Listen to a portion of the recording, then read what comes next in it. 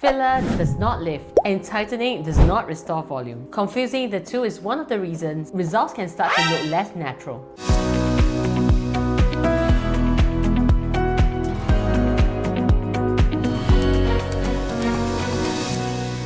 Hi, I'm Dr. Angeline Yong, board-certified dermatologist and dermatology surgeon. In this video, I'm going to explain how I assess whether someone actually needs tightening, volumization, lifting, or sometimes none of the above, and where technologies such as Ultherapy Prime may be considered as part of a treatment plan for skin laxity and lifting purposes. So, a common misconception is that looking tired automatically means volume loss, but very often, this isn't the main issue. As a result, many patients come in asking for fillers when the real concern may actually be structural changes across layers of the skin or deeper tissues. And the reason this happens is because facial aging doesn't occur in just one layer. It happens across multiple layers of the face, and each of these layers can change at different speeds and in different ways over time. So facial aging happens across several structural layers. First, the skin itself gradually loses collagen and elasticity, becoming thinner and less resilient over time. Second,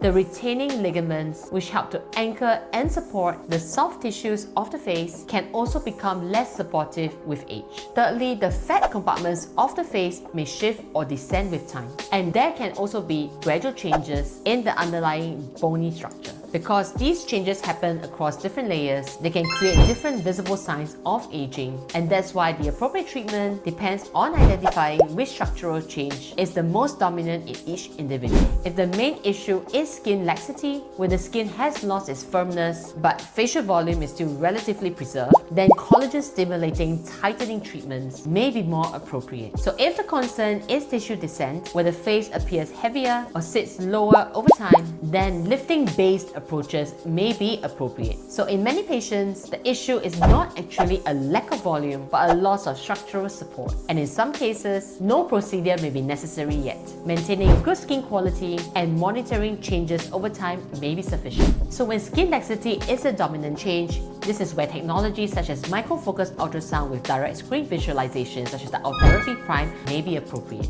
During treatment, ultrasound imaging allows the practitioner to see the tissue layers in real time, helping to guide where the energy is delivered precisely and safely. This includes deeper foundational layers such as the smears, which is the same layer often addressed in surgical facelifts. With newer platform refinements, Ultherapy Prime allows treatment to be guided with improved screen visualization and more refined energy delivery as a result of this improvement. And in some patients with more volume loss or a thinner layer in the skin, then SoftWave might be appropriate or more suitable. So SoftWave delivers energy in a parallel beam at 1.5mm depth, so it's better for an all-around tightening improvement, even though it doesn't go deep into the skin like at the smears layer. Sometimes I use a combination of both treatments to treat different areas of the skin in different layers. For example, the forehead might be really good with SoftWave technology, and on the cheeks, sometimes you want a triple layer treatment, and that could include delivering Ultherapy Prime in the deeper layers of the skin at the 4.5 3.0mm depth, and also floating SoftWave in addition on the superficial aspect as well. This allows a three-dimensional meshwork to be formed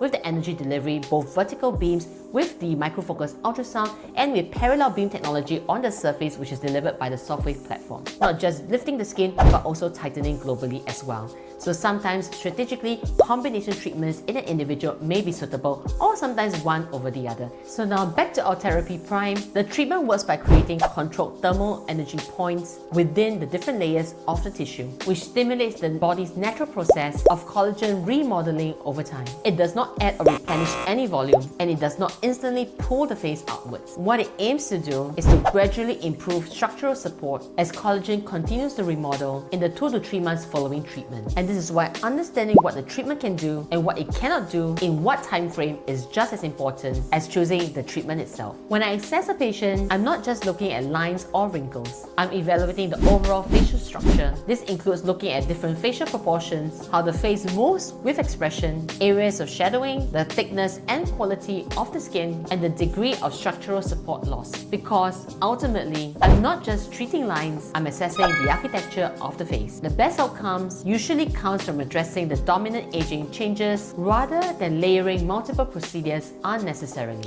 So, when someone asks, what do I actually need? The answer is simple. The treatment should address or target the layer that has changed, not the treatment that happens to be trending. Because in aesthetic medicine, good results comes from understanding facial structures first and choosing the appropriate treatments accordingly. If you found this explanation helpful, feel free to follow along for more dermatologist-led insights on skin health and aesthetic treatments.